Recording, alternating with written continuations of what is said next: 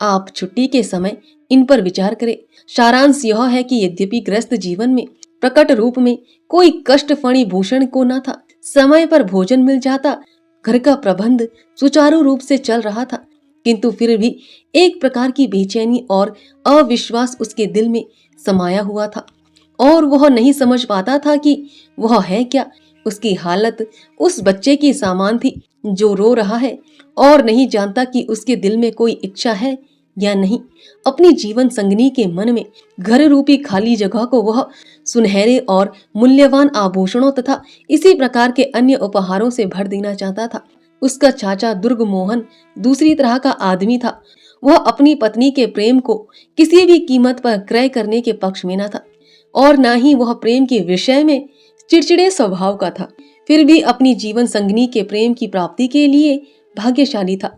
जिस प्रकार एक सफल दुकानदार को कहीं तक बेलिहाज होना जरूरी है, ठीक उसी प्रकार एक सफल पति बनने के लिए पुरुष को कहीं तक कठोर स्वभाव का बन जाना भी बहुत जरूरी है। प्रार्थना पूर्वक आपको मैं यह सीख देता हूँ। ठीक उसी समय गीदड़ों की चीख पुकार जंगल में सुनाई दी। ऐसा ज्ञान होता था कि या तो उस स्कूल के अध्यापक के दाम्पत्य जीवन के मनोविज्ञान पर घिनौना मजाक कर रहे हैं या फणी भूषण की कहानी के प्रभाव को कुछ क्षणों के लिए उस चीख पुकार से रोक देना चाहते हैं।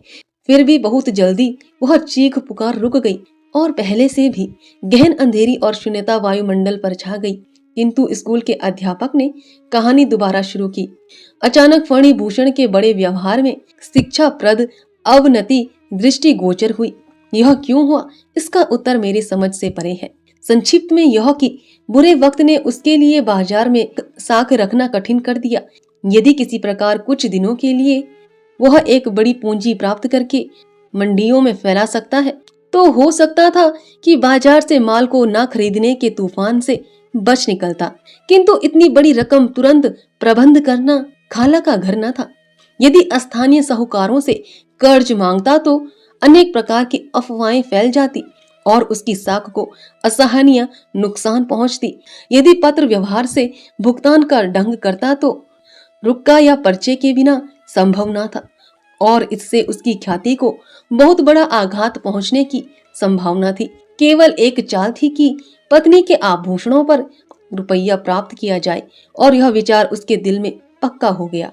फणी भूषण मणि मलिका के पास गया, परंतु वह ऐसा पति न था कि पत्नी से स्पष्ट और सरलता से कह सके। दुर्भाग्यवश उसे अपनी पत्नी से उतना प्रेम था जैसा कि उपन्यास में किसी नायक को नायिका से हो सकता है। सूर्य का आकर्षण पृथ्वी पर ज्यादा है किंतु अधिक प्रभावशाली नहीं। यही हालत फणी भूषण के प्रेम की थी। उस प्रेम का मणि मालिका के हृदय पर कोई असर न था, किंतु मरता क्या न करता। उस प्रेम में आर्थिक कठिनाई की प्रेनोट, कर्ज का कागज, बाजार के उतार चढ़ाव की दशा, सब बातों को कंपित और अस्वाभाविक स्वर में फणी भूषण ने अपनी पत्नी को बताया। झूठे मान, असत्य विचार और भावावेश के साधारण सी समस्या कठिन बन गई। अस्पष्ट शब्दों में विषय की गंभीरता बताकर डरते डरते अभागे फणी भूषण ने कहा, तुम्हारे आभूषण। मणि मलिका ने न हाँ कही और न और न। उसके मुंह से कुछ ज्ञात होता था। उस पर गहरी खामोशी छाई हुई थी। फणी भूषण के हृदय को गहरी ठेस पहुंची, किंतु उसने प्रकट न होने दिया। उसमें पुरुषों की सी वह हिम्मत न थी कि प्रत्येक वस्तु का वह प्रतिदिन निरीक्षण करता। उसके इनकार पर उसने किसी प्रकार की चिंता प्रदर्शित न की। वह ऐसे विचारों का व्यक्ति था कि प्रेम के संसार में शक्ति और आधिक्य से काम नहीं चल सकता। पत्नी की स्वीकृति के बिना वह आभूषणों को छूना भी पाप था। इसलिए हताश होकर रुपए की प्राप्ति के लिए युक्तियां सोचकर कलकत्ता चला गया। पत्नी अपने पति को जानती है, उसकी नस नस से वाकिफ होती है, पर पति अपनी पत्नी के चरित्र पर इतना गंभीर अध्ययन नहीं कर सकता। यदि पति कुछ गंभीर व्यक्ति हो तो पत्नी के चरित्र के कुछ भाग उसकी तेज नजर से बचकर जान लेता है। शायद यह सच है कि मणि मालिका ने फणी भूषण को अच्छी तरह न समझाया।